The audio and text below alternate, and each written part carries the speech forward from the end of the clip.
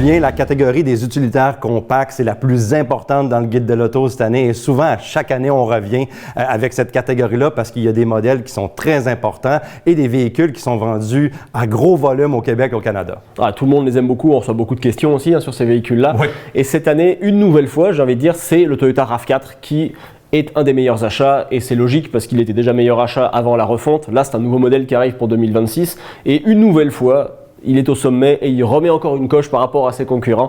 Et c'est un véhicule très pertinent. Il est uniquement hybride ou PHEV dorénavant. Il n'y a plus de modèle à essence. Et ça tombe bien parce que c'était le moins intéressant de la gamme précédente.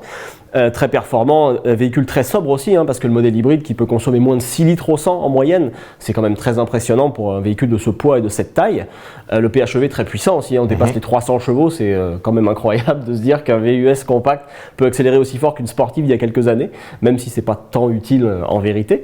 Il y a aussi d'autres choses qui sont intéressantes, une route efficace, plutôt silencieux, confortable aussi au niveau du roulement. Puis il y a d'autres avantages aussi à ce véhicule-là. Oui, on a une capacité de remorquage de 3500 livres sur la majorité des variantes. Donc ça, c'est très intéressant pour ceux qui veulent tracter, remorquer. On a également une variante Woodland qui va dans l'aventure un peu. Et c'est quelque chose de très populaire dans ce segment-là et dans d'autres segments. Donc une variante qui peut être fort intéressante. Un véhicule qui n'est pas sans défaut. On peut critiquer un peu la finition intérieure. On peut relever certains problèmes qu'il y a eu avec l'ancienne génération qui sont probablement réglés avec cette nouvelle génération-là. Mais il n'en demeure pas moins que le RAV4 est fort populaire et va demeurer fort populaire au Québec. Absolument, et très populaire aussi auprès des voleurs. Ça, c'est le seul problème aussi. Ah oui. Un gros défaut pour ce véhicule-là, c'est qu'en fait, le vol est quand même très important pour les RAV4, donc la prime d'assurance pourrait être assez élevée, dépendamment d'où vous résidez, est-ce que vous avez un garage fermé ou pas. Donc faites une soumission avant, parce que si vous achetez le véhicule et qu'il coûte finalement une fortune, ça peut être quand même problématique. C'est finalement son plus gros défaut, en fait, c'est le vol.